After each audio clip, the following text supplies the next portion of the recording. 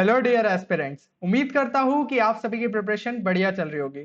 तो जब मैंने जो है WBJE 2022 से रिलेटेड शॉर्ट ट्रिक्स का पार्ट 1 लेके आया था, तो उसमें काफ़ी सारे स्टूडेंट्स ने कमेंट किया था कि भैया पार्ट 2 भी चाहिए। तो यहाँ पे जो है हम आपके लिए ले आए हैं पार्ट 2।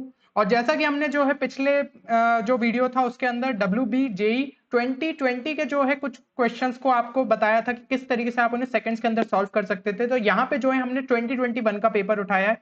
साथ ही साथ जो भी और भी अगर आप 2020 के क्वेश्चन पेपर के थ्रू जाए तो आपको और भी ऐसे क्वेश्चंस दिख जाएंगे जहां पे आप जो है स्मार्ट अप्रोच के थ्रू उन्हें सॉल्व कर सकते थे। तो उम्मीद करता हूं कि आप लोगों ने उन्हें जरूर प्रैक्टिस किया होगा। चलिए, तो अब हम देखते हैं WBJE 2021 में कौन से ऐसे क्वेश्चन थे जिनमें जो है हम स्मार्टर अप्रोच से उन्हें सॉल्व कर सकते थे। तो यहाँ पे जो है सबसे पहला क्वेश्चन आपकी स्क्रीन पे ये रहा। अब अगर हम जो इस क्वेश्चन को पढ़े तो इसमें देके रखा है if mod z equal to 1 and z is not equal to plus minus 1। तो ये चीज उन्होंने साफ मेंशन कर दी है कि भाई z को जो है हम 1 और -1 नहीं ले सकते, क्योंकि उसका भी जो है मॉड्यूलस वो हमें 1 ही मिल जाएगा। तो यहाँ पे और आगे क्या देके रखा है, then all the points representing z upon 1 minus z square lie on. तो यहाँ पे जो है आप z is equal to x plus i y ले लीजिए और फिर जो है उसका रैशनलाइज करके आप जो है प्रॉपर तरीके से बनाइए इक्वेशन, और उसके बाद जो है हम आंसर निकालेंगे। बट यहाँ पे आपकी स्टेप्स ज्यादा लग जाती। तो अगर मैं बोलूं कि इस क्वेश्चन को क्या मैं सेकंड्स में सॉल्व कर सकता हूं, तो बिल्कुल सॉल्व कर सकते। आप क्या करेंगे, यहाँ पे जो है आपको मॉड z इक्वल टू 1 देके रखा है। भला ही हम इसके अंदर जो है z is equal to plus minus 1 नहीं ले सकते, पर हम इसमें z इजिकल टू आई तो ले सकते हैं, क्योंकि इसका भी जो है मॉड्यूलस हमें 1 ही मिलने वाला है। तो यहाँ पे जो है हमने z की जगह अगर i डाल दिया तो i upon 1 minus I square. I square क्या होता है, वो होता है हमारा -1। तो ये हो गया i/2। यानी कि i/2 जो है वो हमारा कहां पे लाई करेगा, वो हमारा y एक्सिस पे लाई करेगा, क्योंकि इसके अंदर कोई भी रियल पार्ट नहीं आया है। तो ये जो है ये सिंपली हमारा y एक्सिस पे लाई करेगा। तो डायरेक्ट आपका आंसर आ गया डी। इस तरीके से आप जो है यहाँ पे क्वेश्चन में सब्सटीट्यूशन का बहुत अच्छा यूज कर सकते थे। चलिए, अब जो है हम अगला क्वेश्चन देखते। तो अगला क्वेश्चन आपकी स्क्रीन पे ये रहा। यहाँ पे जो है आपको देके रखा है if an be the nth term of a GP, then यहाँ पे जो है आपको एक डिटर्मिनेंट देके रखा है। अब अगर यहाँ पे जो है आप जीपी के बारे में जानते हैं, तो ये आप समझ रहे हैं कि an फिर an प्लस 1। तो हम किस तरीके से लिखेंगे, हम an प्लस 1 को लिख लेंगे कि वो हो जाएगा an। यहाँ पे जो है आपने कुछ एक कॉमन रेशियो मान लिया, तो an इंटू आर। इसी तरीके से an प्लस 2 क्या हो जाएगा, तो वो हो जाएगा an प्लस 1 इंटू आर। इस तरीके से हम लिखते जाएंगे, और फिर जो है आपको डिटर्मिनेंट की कोई प्रॉपर्टीज को यूज करके जो है इस डिटर्मिनेंट को सॉल्व करना होगा।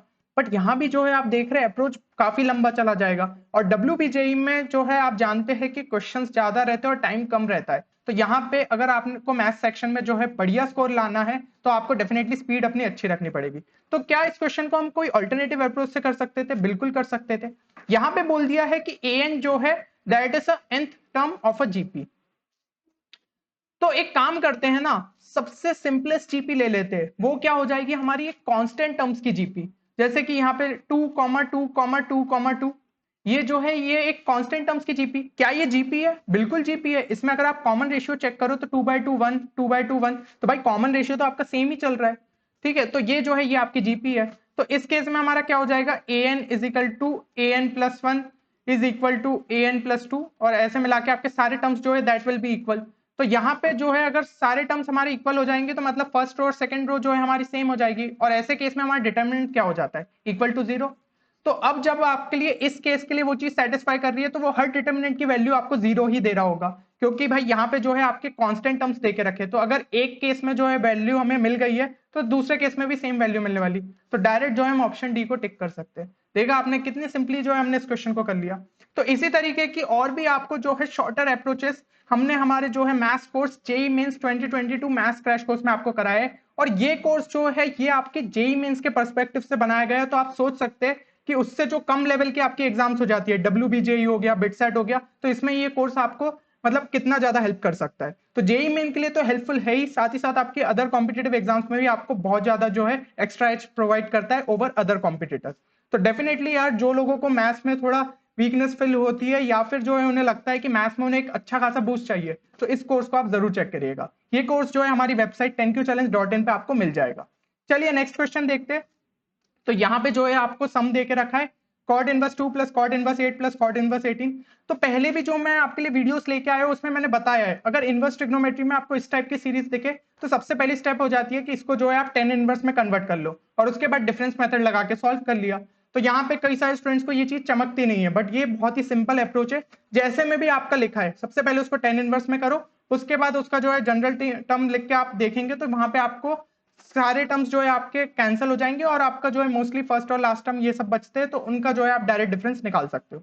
तो यहाँ पे भी हमें वही करना है। एस एन इजिकल टू हमारा क्या हो जाएगा, कॉट इनवर्स 2 को अगर मैं tan इनवर्स के टर्म में लिखूं तो यहाँ पे एस एन है हमारा कॉट इनवर्स 2n² है ना, ये हमारा जनरल जो है टर्म हो गया। इसको अगर मैं tan इनवर्स में लिखूं तो ये हो जाएगा 1/2n²। अब एक चीज का यहाँ पे ध्यान रखना है, हमें किस टर्म में लाना है, tan inverse a minus tan inverse b, इस तरीके से चाहिए ताकि आप जब टर्म्स लिखे तो आपके जो है ऑल्टरनेटिव टर्म्स यहाँ पे कैंसिल होते जाए, है ना, इस तरीके से हमें चाहिए। तो हमें यहाँ पे आइडेंटिटी को भी वैसे ही सोचना पड़ेगा। ये क्या हो जाता है, tan inverse a minus b upon 1 plus a B. तो ऐसा ही कुछ करना है। तो एक काम करिए, सबसे पहले हम देख रहे हैं कि ये जो है ये एक परफेक्ट स्क्वायर बन सकता है अगर यहाँ पे 4n² होता, तो हम इसे जो है tan इनवर्स क्या लिख लेते, 2/4n²। अब यहाँ पे अगर मैं 1 प्लस करूंगा और 1 माइनस करूंगा तो उसका हमें फायदा क्या मिल जाएगा, ये फायदा हो जाएगा आपको कि 1 प्लस 4n² माइनस 1, तो ये क्या हो गया हमारा a² माइनस b², तो इसे हम लिख सकते हैं a plus b into a minus b. और ऊपर भी जो है हमारा इस तरीके से ही हो जाएगा, तो tan इनवर्स ये हो गया हमारा 2n plus 1 into 2n minus 1 upon यहाँ पे आ गया 1 plus 2n plus 1 into 2n minus 1, इस तरीके से लिख लिया। तो ये जो है फाइनली हो जाएगा tan inverse 2n plus 1 minus tan inverse 2n minus 1। अब जो है आपके अल्टरनेटिव टर्म्स कैंसिल होते जाएंगे, क्योंकि यहाँ पे आप सबसे पहले क्या डालेंगे, n इजिकल टू 1, तो ये हो गया tan inverse 3 minus tan inverse 1। अगला टर्म क्या हो जाएगा हमारा, tan inverse 5 minus tan inverse 3, तो ये वाले ये टर्म कैंसिल हुए, ऐसे ही जो है आपके कैंसिल होते जाएंगे। तो फाइनली आपका बचेगा सिर्फ tan inverse 2n plus 1 minus tan inverse 1, ये जो है ये आपके बचेंगे टर्म्स। अब भाई ये टर्म्स बचे हैं तो यहाँ पे limit n tending to infinity है, तो एक बार इसको tan inverse a minus b solve कर दीजिए, तो ये हो जाएगा tan inverse a minus b हो गया हमारा 2n upon 1 plus a B, तो ये हो गया 2n प्लस 1। अब यहाँ पे अगर limit n tending to infinity बोलूँ तो अंदर की वैल्यू हमारी 1 हो जाएगी, tan इनवर्स 1 क्या होता है π/4, तो ऑप्शन बी जो है वो हमारा सही आंसर हो जाएगा। And most of the cases में जब limit n tending to infinity होती है हमारा आंसर जो है π/4 आता है। तो आप जो है यहाँ पे डायरेक्ट भी उसे सॉल्व कर सकते हैं, ठीक है, डायरेक्ट भी मतलब टेक कर सकते हैं, बट यहाँ पे जो है मैंने आपको तरीका समझा दिया है कि जब भी आपको क्वेश्चन देखे तो आपको किस तरीके से सॉल्व करना है। तो ये जो सारी स्टेप्स करिए ना, ये आपको समझाने के लिए करिए, अगर आप थोड़ा सा जो है सोचना चालू कर देंगे तो दिमाग में ही आप ये स्टेप्स को कर सकते हैं। और डायरेक्ट ये स्टेप लिखी और यहाँ पे जो टर्म्स कैंसिल है वो भी आपको पता है कि होने ही है, तो आपने जो है क्या किया, सबसे पहला जो हमारा जनरल टर्म का बन रहा है उसका सेकंड टर्म लिखा और इसी तरीके से यहाँ पे tan इनवर्स 2n प्लस 1 लिख दिया जो कि हमारा nth टर्म होगा। फिर जो है उसको अगर आप सॉल्व करेंगे limit n tending to infinity तो आपको जो है फाइनल आंसर मिल जाएगा। तो यही जो है कुछ मेथड्स आपकी स्पीड बढ़ाते हैं मेन एग्जाम में, क्योंकि हमने जो है रिपीटेटिव काइंड ऑफ क्वेश्चंस करे रहते हैं, तो हमें पता है कि एग्जाम में भी हमें किस तरीके से अप्रोच करना है। चलिए तो अगला क्वेश्चन देखते हैं। यहाँ पे जो है आपको देके रखा है, let A be the point 0,4 and B be a moving point on x axis, let m be the midpoint of AB and let the perpendicular bisector of AB meets the y axis at R, the locus of the midpoint P of MR is। Locus के question students को काफी ज्यादा तकलीफ देते हैं, ठीक है, आप जो है h, k वाले कॉन्सेप्ट से चलते हैं, बट कभी कभी जो है वहां तक फाइनल आंसर तक नहीं पहुंच पाते और कंफ्यूजिंग लगता है। तो जैसा जैसा क्वेश्चन में दिया है ना आप वैसा वैसा सबसे पहले करते जाओ। Let A be the point 0,4, तो ए हो गया हमारा 0,4 and B be a moving point on x axis, ये चीज आपको बोली है। तो हम एक काम करते हैं ना, हम बी को जो है एक कोई ऐसा पॉइंट ले लेते हैं कि जो एक्स एक्सिस पे हो। तो हमने कौन सा लिया, हमने ले लिया 4,0। अब मैंने ऐसा क्यों लिया, क्योंकि इन्होंने बोला है let M be the mid point of A B, तो यहाँ पे अगर 4,0 लूंगा तो मुझे पता है मिड पॉइंट निकालना उसके लिए कितना ईजी है, डायरेक्ट हमें जो है मिल सकता है, तो इसलिए जो है मैंने इसको 4,0 लिया, ना कि 3,0 या ऐसा कुछ। तो यहाँ पे जो है हमारा ये हो जाएगा 2,2 हमारा mid point and let the perpendicular bisector of AB meets the y axis at R।